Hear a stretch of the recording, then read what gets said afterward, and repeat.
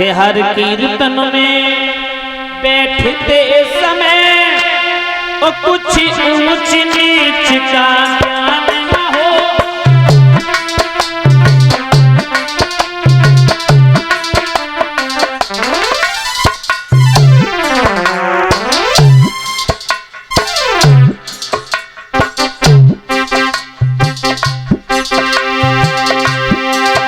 हर कीर्तन में बैठते समय कुछ ऊंच नीच का ज्ञान न हो।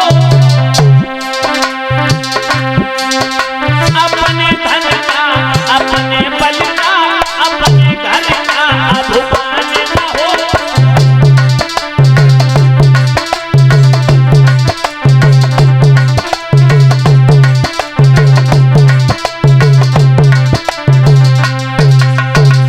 जब भी कीर्तन में बैठो, सत्संग में बैठो, भागवत में बैठो तो ना ऊंच नीच का ज्ञान नहीं होना चाहिए, ऊंच नीच की भावना नहीं होनी चाहिए।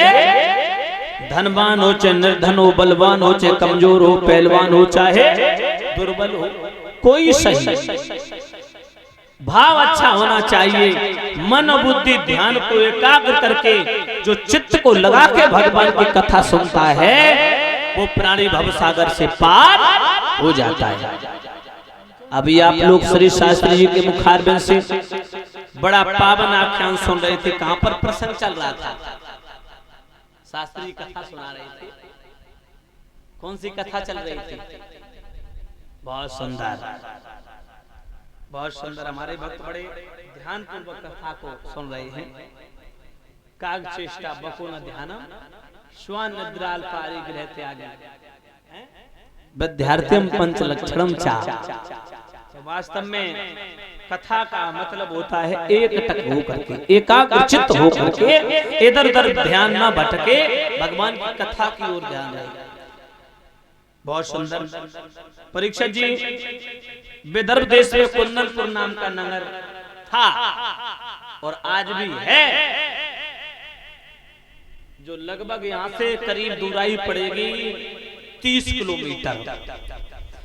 ये जो कुदरकोट है परीक्षित जी, जो विधूना के पास में पड़ता है, यानी कि विधूना से लगभग में 10 किलोमीटर पीछे पड़ेगा।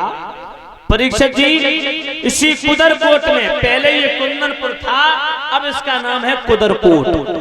अच्छा, आप लोगों को ये भी बता दूं साथ ही साथ में, कुदरकोट नाम क्यों पड़ा? कुदरकोट नाम इसलिए पड़ा कि मुगल के शासन में, मुगलों का शासन था, मुसलमानी शासन में 10,000 हिंदुओं के ऊपर 27 हाथियों की दाएं चलवाई गई थी। 27 हाथियों की दाएं। तो परीक्षित जी 10,000 हिंदू मारे गए थे, इसकी कुदर हो गई थी, कुदर। तब से इसका नाम पड़ा कुदरकोट। इसी कुंदनपुर में एक बहुत सुंदर राजा राज करते थे जिनका नाम था भीष्मक, जो भागवत में प्रमाण आता है। जिनकी पत्नी का नाम था शुद्धमती। 5 बेटा महाराज भीष्मक के थे। बड़े का नाम था रुकुम, उससे छोटा रुकुम के, रुकुम बाऊ, रुकुम माली, रुकुम रथ, इस तरीके से 5 बेटे थे।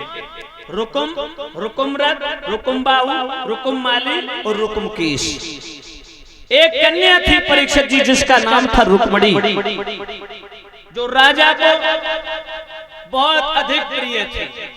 और जितना प्रेम अपने बेटों से था उतना ही प्रेम अपनी बेटी से करते थे महाराज भीष्म, और करना चाहिए।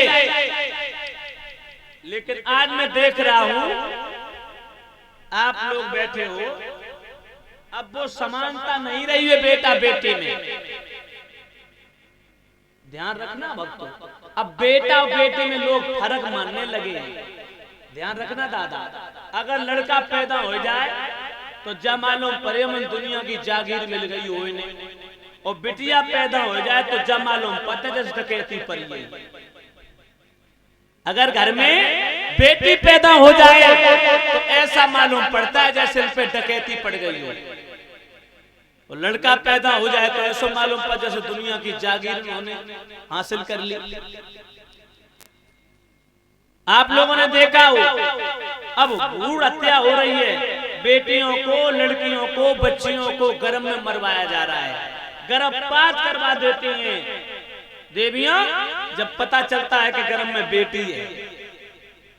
लेकिन देवियों, भ्रूण हत्या करना 100 गऊ कितना पाप लगता है। तो बेटा बेटी में फर्क नहीं मानना चाहिए। बेटा बेटी में जो लोग फर्क मानते हैं वो संकुचित बुद्धि के होते हैं। महामूर्ख बेटा मिलता है भाग्य से और बेटी मिलती है सौभाग्य से।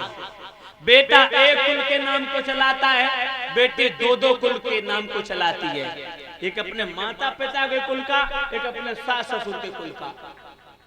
तो बताओ बेटिया कम है बेटा से। लेकिन आजकल लोग भयभीत हो जाते, अगर एक लली दे दी भगवान ने दूसरी हो गई तो जा मालूम पड़ जाए डकैती पड़ी है। ये गलत है देवियों, जो भगवान दे रहे उसे स्वीकार करो प्रेम पूर्वक। जो तुम्हारी किस्मत में है वो तुम्हें मिलेगा।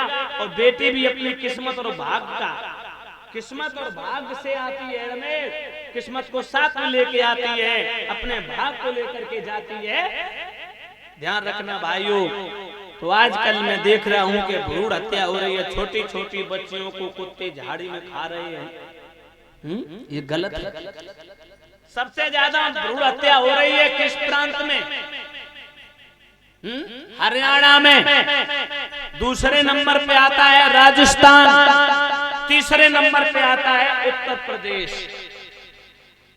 ध्यान रखना भक्तों, अगर हरियाणा में 50 लड़का है तो लड़कियां कितनी हैं? 25। 100 लड़के हैं तो लड़कियां कितनी हैं? 50। उसके बाद आ जाओ राजस्थान में। राजस्थान में अगर लड़कों की संख्या है 100% तो लड़कियों की संख्या है मात्र 65%। उत्तर प्रदेश में अगर लड़कों की संख्या है 100% तो लड़कियों की संख्या कितनी है? 75%। अब 25% की कटौती हो गई, कमी हो गई क्या नहीं? फिर तो काफी लोग के बेटा माओ रड़ुआ रही है। अब रड़ुआ तो रह जाए जब बिटियां मारी जा रही हैं। अब परीक्षा जी 25 रड़ुआ डोलेंगे। तो ध्यान रखना भाइयों, जहां तक आवाज पहुंच रही हो, जो भक्त यहाँ पर उपस्थित हैं, बेटा बेटी में कभी फर्क मत मानना। एक बात सोचो, आप लोग समझदार यहाँ पर बैठे कथा सुनने आए, नौटंकी ढोला